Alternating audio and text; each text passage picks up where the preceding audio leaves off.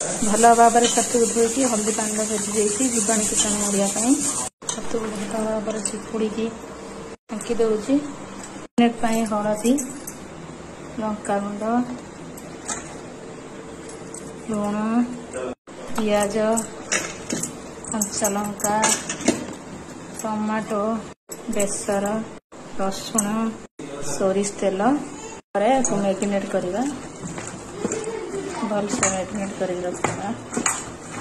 ताल को गरम कर लेची कदली पत्र को सेकी नहीं मैगिनेट कर जो रखी नदी दवा कदली पत्र बांधी देती तावा गरम कर लेची सोरिष तेल देकी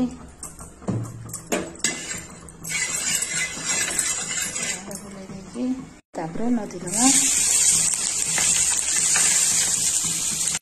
ढांकन देदबा सिझा छाड़दबा 15 मिनट देखु केमती हो जाए छतु पत्र गुड़ा की बास्ना बहुत टेस्टी तमें भी बने एमती खाओ। Thank you.